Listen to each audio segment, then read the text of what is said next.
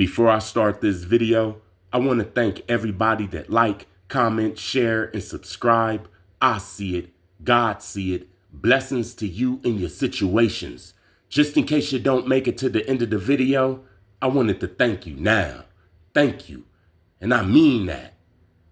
There was a famous person back in Colombia at that time.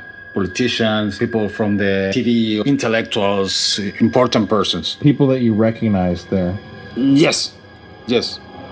Famous persons. Why do you think that these people were there? Like, what was the point of the ritual? Power. They're predators.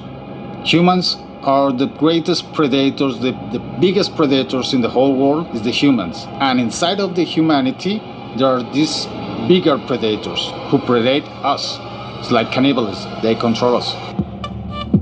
For years, I've been investigating stories of satanic rituals and parties, of secret events and black masses that have extended into the upper echelons of society. But recently, when I was in Italy filming for my channel, The Paranormal Files, I was introduced to a man named Jacob. Jacob is a performance artist, and he and his wife perform suspension acts, essentially piercing their skin and being suspended in the air from metal hooks. But Jacob is also an occultist, and has spent his life investigating subjects like Satanism and alchemy for himself.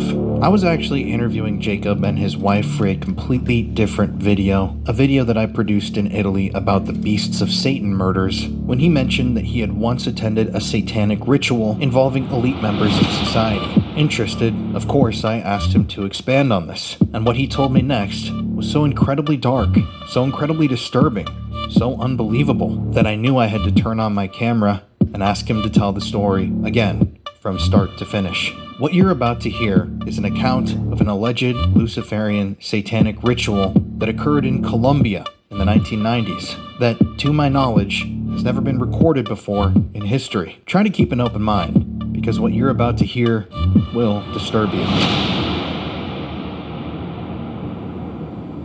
Oh, the darkness personage, characters, because Ozzy, the Prince of Darkness, is just publicity, it's just fun, it's show business. The real darkness is different. The real evil person wear ties and uniforms and crosses.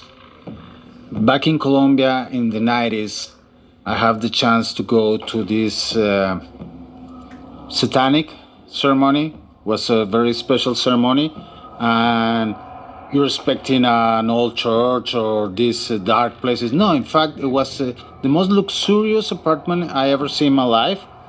And I remember this table full of food, drugs, alcohol, everything you want. Everything you need in this table, a gigantic table, and everybody was drinking because it was a party, But I see these two kind of different persons. I go in this place with one of my teachers, philosophy teachers, and it was this place with two kind of person, the people who having party, getting drugs and alcohol and everything, and these serious persons who are talking normally, not having party, just drinking maybe whiskey or champagne, very elegant. About midnight or 1 a.m., these guys disappear. These guys turn on the light and then appears again and start touching the people. And I see people get fainted, falling down to the floor, like stealing their energy, their souls. So the serious guy was going around touching people, like... Yes. Okay. The normal person who not even drinking or eating nothing, my teacher says, don't touch anything from that table. Stay close to me and don't talk with anybody. And that's what I say. That's what I did. And I see this person making this ceremony in this special table with a black ceremony and start touching the rest of the people, and I see these people get fainted. I don't know. What does that sound like? To me, that sounds like a Christian church, an evil Christian church, where the pastor, he walks around and he touch people and they faint. This guy is talking about energy vampires that's inside of a satanic ritual. These people don't even know what's going on. They drunk, they high, they full off of probably pork and crab meat, shrimp and lobster, a lot of witchcraft foods. Now their vibration is low and these people can come and zap them. If they die or you just get fainted, I just see people falling down. And I was scared, and my teacher grabbed me from my teacher and said, okay, that's time we have to go. And we go. I can say this. I cannot say who kind of person could be there, because there was famous person back in Colombia at that time, politicians, people from the TV or intellectuals, important persons, you know? And I see people that you recognize there. Yes, famous persons, you know? And that happens in the 90s, so most of these guys are already dead, or they don't care if I talk about these things, because it's something that happened long time ago, and it was an experience for me. That's why I don't say this person and this person and this person, because I cannot talk about these things. I can talk about what I see, you know? And that's really scary. That's really scary. How did the energy feel? Oh my God. The deepest. I don't want to talk about good or bad energy. I feel the deepest energy. I mean, the air was like, boom, you know? I feel trapped. I cannot even breathe. I have to go away. I really want to go away when I see these guys.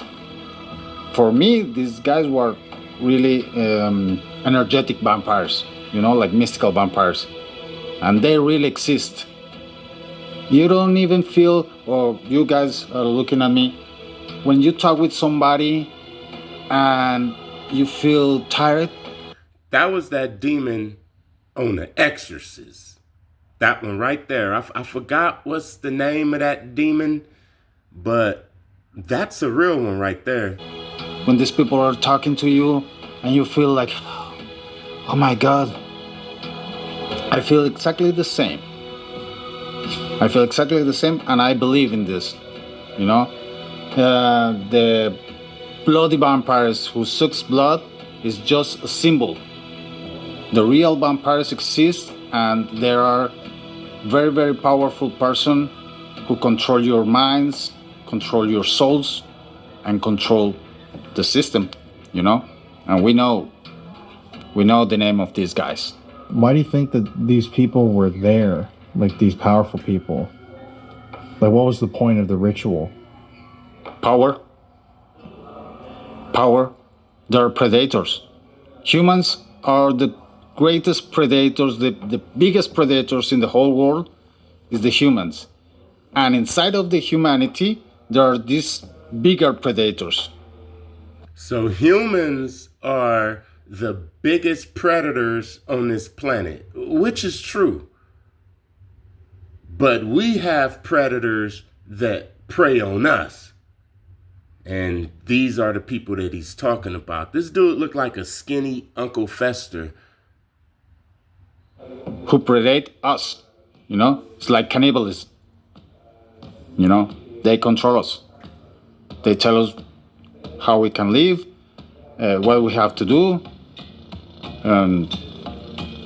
We're their slaves.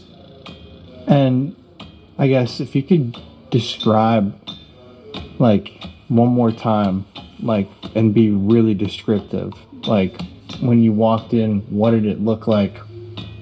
What was the sequence of events at this ritual, and how did you get there? I mean, how do I feel in that moment? Like, what led you there in the first place? I don't understand you, sorry. How did you get invited? Oh, okay. Because I was in the university and I was all the time interested in this kind of mystical things, you know. I've been grown in Jesuit school. I've been studying Jesuit Catholic university. And I was all the time in between Christianity and the dark side of the mystical things, you know. And I have this teacher who recognized my real interest in these things, you know, not just for fun, not just for fashion, not just for, because I want to know. I want to recognize these things. Say, okay, there's gonna be this ceremony.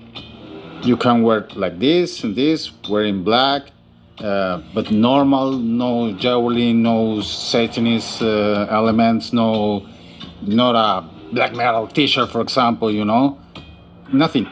The most normal person, and we go to this place. I thought it's gonna be I don't know, a conference about mysticism and the things. When I arrived there, it was a normal party with normal tropical music and dance and people having fun and everything. And suddenly this shit happens from nothing. So you don't even know what's gonna happen this. And you don't even know who's gonna be the creator of these things. It's not like in the movies, you can see this evil person. Mm-hmm. The real evil person doesn't look like a real person, doesn't look like a real evil person. You know? The real evil person might look like your mama. They look like a really wealthy, successful person. Yeah, for example, in El Maleus Maleficarum, which is the Hammer of the Witches, which is a book who describes the process of the witches. One of the witches under torture say, "Oh yeah, I met Lucifer." And, "Oh, you met the devil?" "Yes, I met the devil." "Who was his? Who looks like this guy with horns and vampire wings and with fangs and red?" "No, he used to be beautiful and Gentile. And of course, if I want to buy you your soul, if I want to grab your soul, I offer you the best, you know? Like, okay, I want your soul, so I offer you beautifulness and healthy and richness and good life. I don't offer you pain and suffering." You gotta tempt them.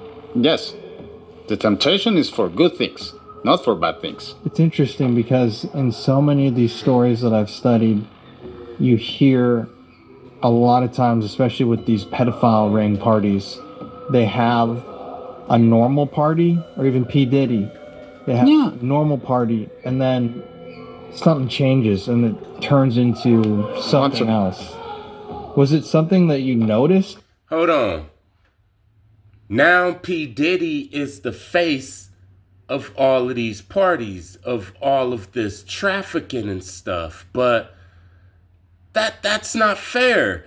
I'm gonna get back to that video, but I have to show this real quick, because when P. Diddy was in the news, this guy was also in the news. But nobody never talk about this guy, and this guy did it 10 times bigger than Diddy. Some people is comparing him to Epstein. Let's look at this real quick, because I'm tired of people yelling out P. Diddy when it's bigger predators out there, like this guy said, predators who prey on the predators. And this is one of them. We have a special one for you right now. I sit down with the reporter whose work may have ultimately led to the arrest and indictment of the former... Look at this guy. His whole face is fake. His whole face is fake, man.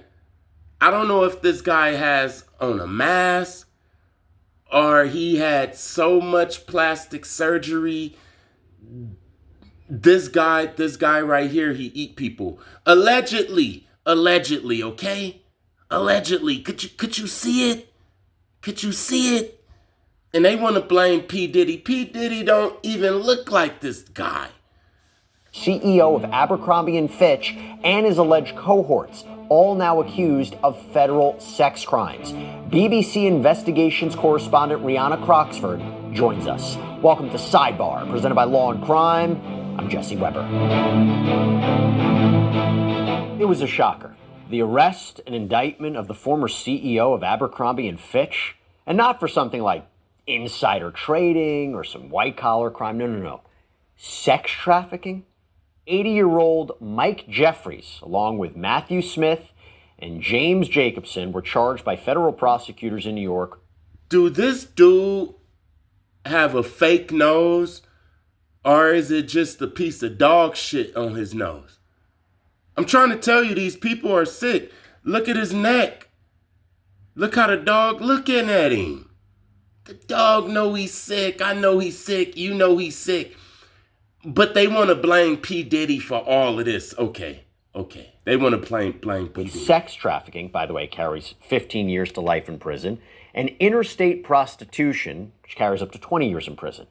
It is alleged that between 2008 and 2015, this trio used force, fraud, and coercion to traffic men while operating a prostitution business, namely transporting men for the purposes of commercial sex. And I'll give you kind of examples of what we're talking about here. So prosecutors allege that young men were led to believe that they had to engage in sex acts in order to get modeling gigs with Abercrombie or further their career opportunities. And remember, when we're talking about Abercrombie, which at this point in time, this was a dominant fashion powerhouse. So when you think about dangling those opportunities to get people to do what you wanted, just that's the allegations here. It was alleged also that if the men didn't participate, that they would be threatened or they were sexually assaulted, and that security was state. But you see, everybody forgot about this. You hear what I'm saying? This guy and his two cronies. Now just imagine this young guy. He comes into their office and they sitting up there like Americans Got Talent or American Idol or some shit. And they playing with theyself, probably 80 years old. And this young guy, they tell him to take off his shirt, and they tell him to take off his pants, and they tell him to sit on his lap, and all of this weird shit. And if they don't do it, they gonna just ape them. You either do it and get a lot of money and get famous, or you don't do it and we just take it from you. Because we powerful and we rich, and you focused on P. Diddy. P. Diddy ain't never did none of this. Sex events to control who was coming in, who was coming out of a room. So essentially a systematic sexual exploitation and violence committed upon numerous men. Now, these charges come after an explosive investigation conducted by the BBC. More specifically, there was a documentary entitled The Abercrombie Guys, The Dark Side of Cool, and a podcast called Abercrombie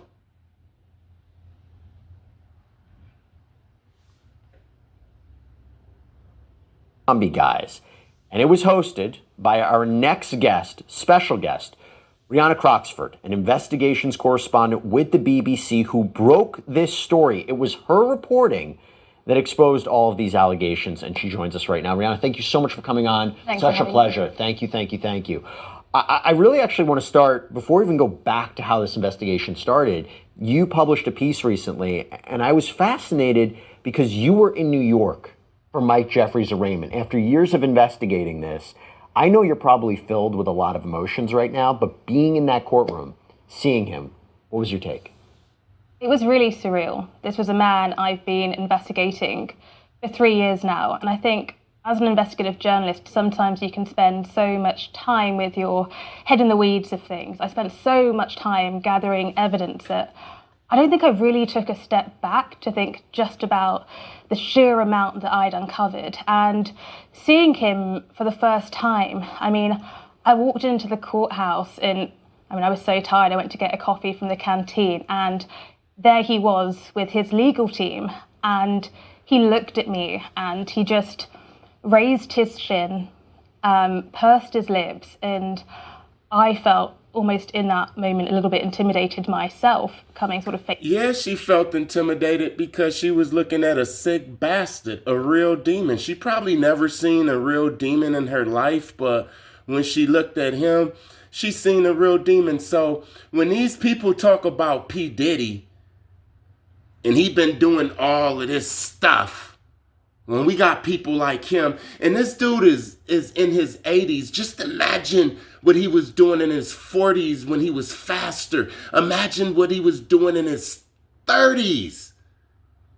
Just imagine it, man. These people, allegedly, they eat people, man. But P. Diddy is the face of all of this shit. There that happened that it changed, or did it just naturally shift? Like the vibe and the music and everything. No, everything was exactly the same. The only thing that changed the difference is they turned down a little more the lights, and these guys start touching people, and the people get fainted. And I said, like, what the hell? But I don't see any, not even flames or smell. Probably the smell changed a little bit, like a cinnamon or this what the smell the church used to smell. I don't know. In Spanish it's Palo Santo. Oh yeah, Palo Santo. Palo Santo. And a smell like this, like wood, burning wood. Mm-hmm. Like candles and cinnamon, and I smell like, what the hell? And suddenly these guys start touching people and people get fainted. And so people are just like, they're not in a circle or anything. They're just sitting there talking, and they're coming around touching them, and they're just fainting. All these people disappear, go to another room, and they reappears again. Something that I remember, they start moving really fast, but not running. It's like, in 1 second it's here, and the other second was moving, like boom, boom, chun, chun, chun, faster. Oh, probably it was me because I was impressed with that thing. I was looking, whoa. But. And was it one person that was touching people and they were fainting? Or no, there was like 10 person. 10 people that were doing it? Yeah, because it was a huge party. I mean, a big apartment, bigger than this, and with a pool inside, and a luxury apartment, a penthouse, and there probably could be like 200 person inside of this place, and these 10 person start feeding them. I told feeding them because I don't have another way to explain this. Do you think that, like, were the celebrity people or the well-known people the people that were touching the people or getting touched? Mostly the celebrities touched the other person. Really? So it was like they were almost harvesting energy. Is that what you kind of got the vibe of? Mm-hmm. They were just taking that from people? Yeah, in fact, I'm this kind of guy. Probably sounds like a conspiracy theory, but I think the people from Los Angeles, they are not normal people, to become that famous, because you're not normal. Like you say, look, okay, he's talented, but there's something else. That's very interesting. Did you ever hear anything about what had happened there from anybody, like the person that invited you, or anything else that the group did? No. That was it?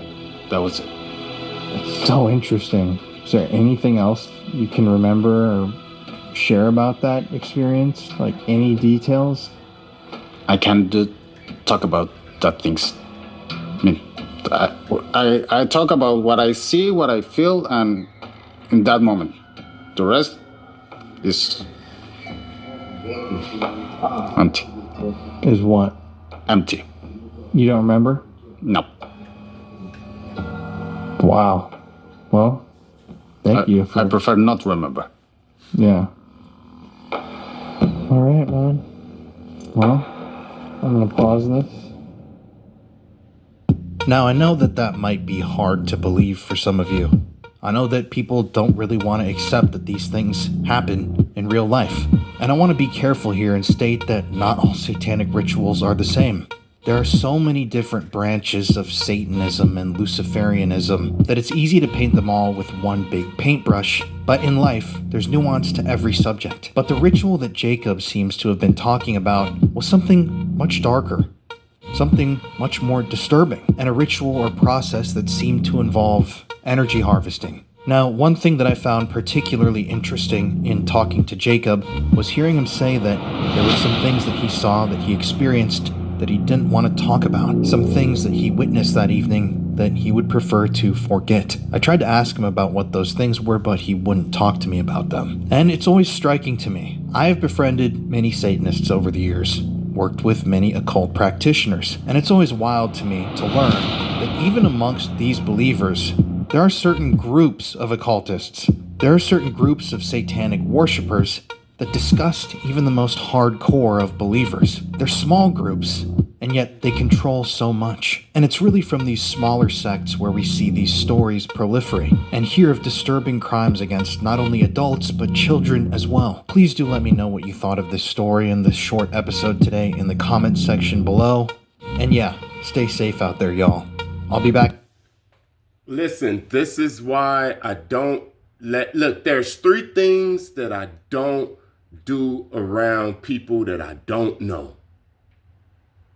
I don't get intoxicated and high if I don't know you and trust you.